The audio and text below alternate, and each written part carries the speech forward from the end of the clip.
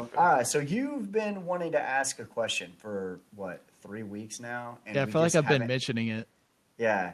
So it's been cooking, right? It's like a slow cook. So I know you said you had a little bit of a long explanation. So go ahead and give it to us, and then we will drop our takes. Yeah, sure. So my question, I want to do a little background here, but it's about the hedonic treadmill, and I want to go into some background as to what that is. It's kind of about adaptation to the like circumstances you're in now.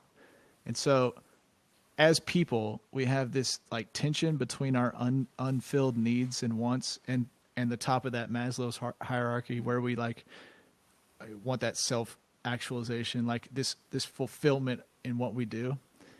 And it's kind of weird because they did a study with, I think it was 22 lottery winners and 29 paraplegics, and then they took like 25 people who neither of those things applied to. And they asked them after amount of time, like how happy they are on a scale of 1 to 5 or 1 to 10. And so, as you would imagine, the lottery winners were happier than the paraplegics. But what might surprise you is that the lottery winners are actually just as happy as normal people, and the paraplegics were still like happy. Like it's not like they were unhappy. But if you had asked them this question right after, say they got in an accident and were paraplegic, they would rate themselves as super unhappy. Or if you just won the lottery, you would rate yourself as extremely ecstatic.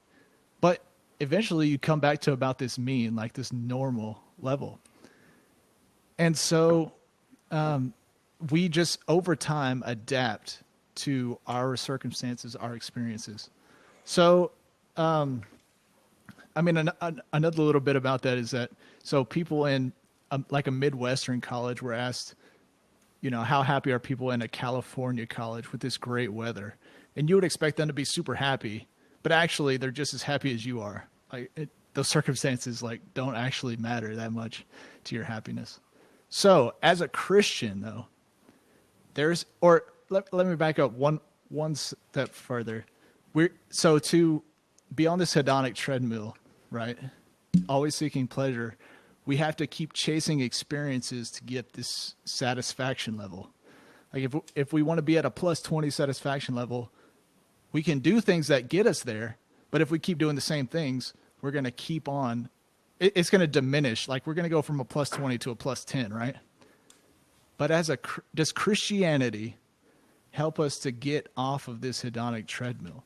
Like does it give us a sense of hope and purpose that actually makes us realize that we don't need to chase like things or experiences that,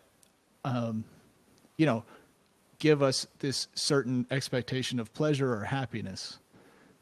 Is that really what kind of Christianity is all about? Is giving you this mindset where you don't have to chase things to be on this hedonic treadmill and get off the rat race? So I'm sorry that was a long-winded explanation, but hopefully that was.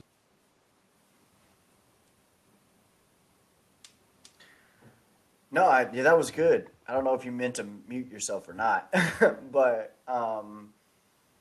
yeah, I think it's good. How long ago JVM, did I mute myself? like you Like ended your halfway through the last word. yeah, you Okay. ended your statement. I thought you did it I don't on think I did purpose. that. No, I don't Yeah. think so.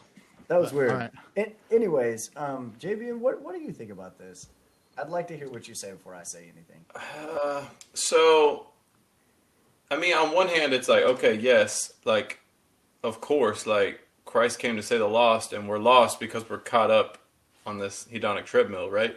But I guess on the other hand, it kind of, I feel like it almost depends how you grew up. Because, like, I feel like if you grew up in a church environment, for some people, if you grew up in a religious household, depending on strictness level and openness level and things like that, it would almost kind of like how they do with the Amish, right? The breaking Amish, where they go away for 2 years to experience the hedonic treadmill, I guess you might say, but to go experience the world to see if that's what they're about or not. So I don't know. I guess the door almost could swing both ways, because I feel like some people, kind of come into it and they're like, hey, I'm sick of doing the same thing as a Christian, if they are doing that, right? If they're in a very cyclical environment, which probably means they're, probably not doing the things they should be as a Christian, because it should be more involved in that. But I feel like in that case, people are like, well, I'm done with this. I want to do something new. And then they go that way. But I feel like in a general sense, yeah. I mean, when you're talking about seeking and saving the lost, like if you are, you know, out and you've been doing this for years and years and decades for some people of the rat race and trying to keep up with your neighbors and and not only that but also keeping up, as you said, with yourself and chasing that next high of whatever it is of for some people literally I guess they're chasing a high from drugs or whatever, but like not the average person. They're chasing like, hey man, I went to this cool event and I want to go to one that's even cooler, because it's not the same when you go back to one that's on the same level. Like it just isn't.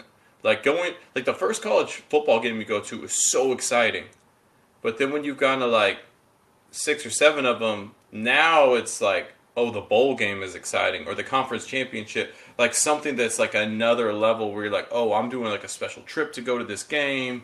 This meant my team was XYZ good, that kind of thing. The TV experience versus the in-person experience. You're just always looking for that next thing to push you. Yeah, So, I agree with that. It's kind of like the but specifically through rich people and celebrities, right? I mean, you have people. There's a reason why there's all this buzz about certain, people's sexual nature when you get to like when you're really rich, right? Because for us, it might be really cool that we get a lot of money and then we can buy something cool, right? But when you're I thought you were going to somebody, say something sexual, but I no, did no, no, too. no. it's really For us, we're cool like, that we can like get with yeah, our neighbor. get them involved. No. Get on the treadmill together. Whoa!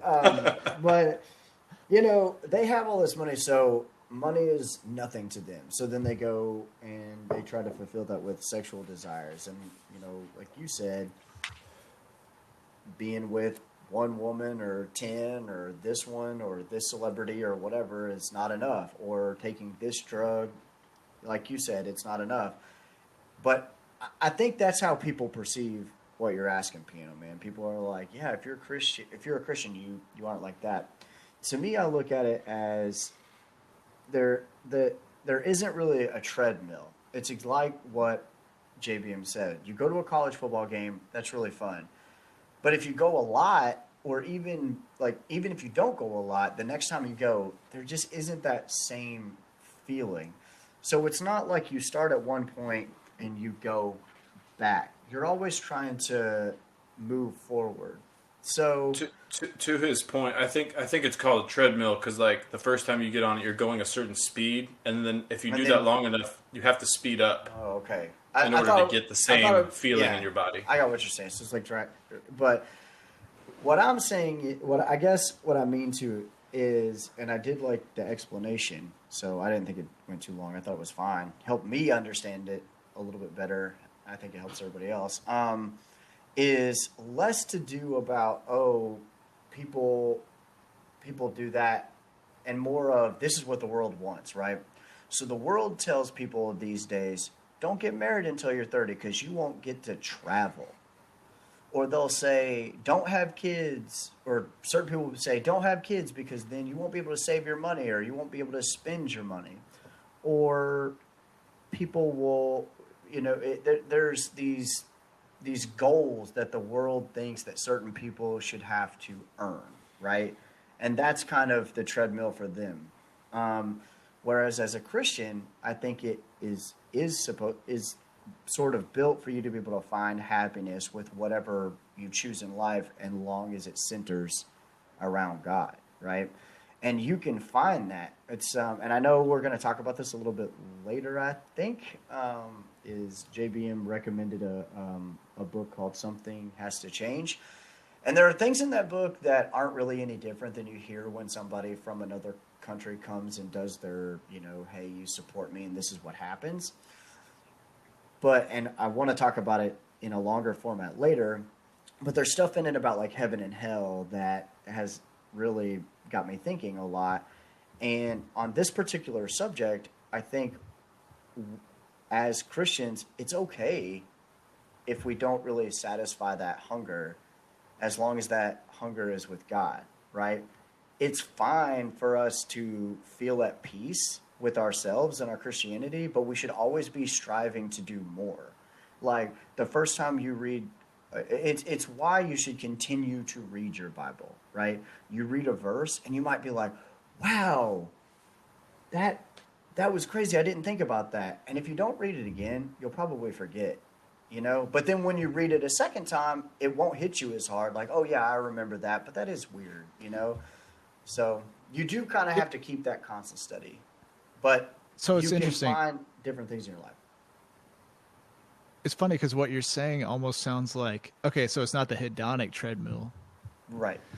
but now you're on the spiritual treadmill where I like have to get something new to like, so novelty is a big part of the hedonic treadmill. And it sounds like you're saying novelty is a big part of like this spiritual cycle that you're on as well. And I think it did point to something that JBM said where like, you know, the Amish have this Rumspringa where they go try like novel things to see like if it entices them. Like, is this what is it worth giving all this up for my spiritual journey? But you know, I guess back to the question again is like, is Christianity trying to get you away from that, you know, hedonic type of lifestyle that you would be on? I feel like that's the flesh, you know, your flesh wants this hedonic lifestyle, but the spirit wants this like religious and this spiritual cycle. So, I mean, I think yes, but I don't think that means you're getting away from the treadmill concept altogether. Because no matter what you're doing, whether it's a good thing or a bad thing, like even just let's take like religion out of it for a second. If you're doing something good or bad, you're always going to have this same feeling. Like, if I do the same thing, exact thing that I've done before, I'm not going to get that. After a while, I'm not going to get that same high. Or I'm not going to get that same, jubilation from it. But yes, I mean, I do think Christianity is supposed to be breaking you away from the fleshly desires, certainly. Yeah, so Christianity doesn't allow you to really escape that like inherent need for something new to get you like farther or for that more self-fulfillment. Well, I think it puts you in like a different box almost. Like it's a I don't know. Like I feel like if you are helping people, right? Over time, as you help people, I mean, think about the movie Schindler's List, right? He starts out and he like helps a few people, and then he realizes he wants to help as many people as he possibly can. Like, it's not like he's addicted to the feeling of it. He's just realizing, like, I need to do this more.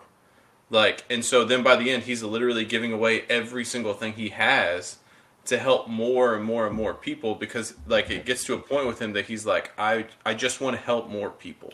But And I think that's kind of the idea. and Jesus even talks about, be happy with what God has blessed you, but be willing to give it all away, or be willing to walk away from that, or use that for the betterment of others. So I almost think, in terms of what you were talking about, being happy, like your levels of happy, it almost directs you toward, you should just be happy in servitude. Like that if you're doing that, because going back to the Amish thing, a lot of people choose to go back to that life because they go into the world and they're like, Most people. Yeah, this doesn't give me any fulfillment. I love that I have family. I love that I have my religion that cares about me. I think too many times on this treadmill, as you're talking about, what makes people happy is completely manufactured. And what God wants us to do is to not have manufactured happiness, if that makes sense. It And does with make that, sense. did we answer your question? Yeah, More? All right. I enjoyed cool. it.